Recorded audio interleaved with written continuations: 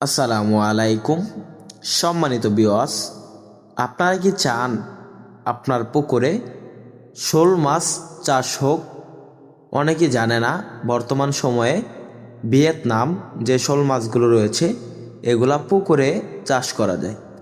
তো চাষি ভাইরা, আপনারা যদি বাণিজ্যিকভাবে কালচারের জন্য চাষ করতে চান শোল মাছ, তাহলে একটি লাভজনক প্রতিষ্ঠান হিসাবে আপনার ব্যবসাটি প্রাধান্য পাবে। তো চাষি ভাইরা, আপনারা যারা ভিয়েতনামি শোল মাছ চাষ করতে চান তারা অল্প দিনে সফল হতে পারবেন।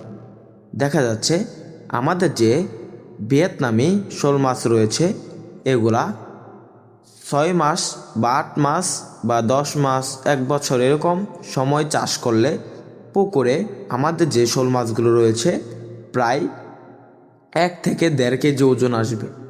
মূলত ভিয়েতনাম শোল মাছ প্রচুর পরিমাণে বড় হয়।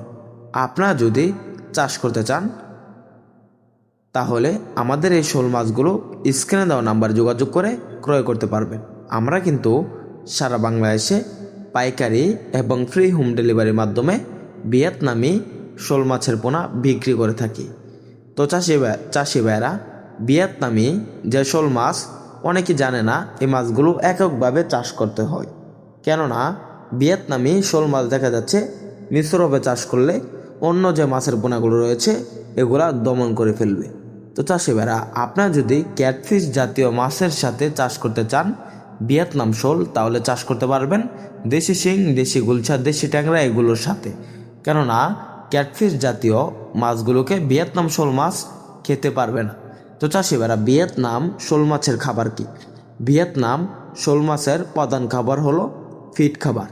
এগুলা ফিড খাবারের উপর নির্ভরশীল।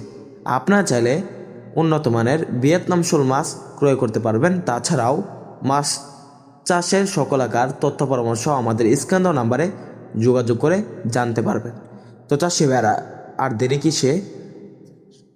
আর দেরি না করে এখনই চাষ করেন ভিয়েতনাম শোল মাছ চাষে সফলতা অর্জন করেন। ভিডিওটি ভালো লাগলে চ্যানেলটি সাবস্ক্রাইব করেন। তাছাড়াও সুন্দর একটি কমেন্টের মাধ্যমে জানিয়ে দেন আপনার মতামত। ধন্যবাদ।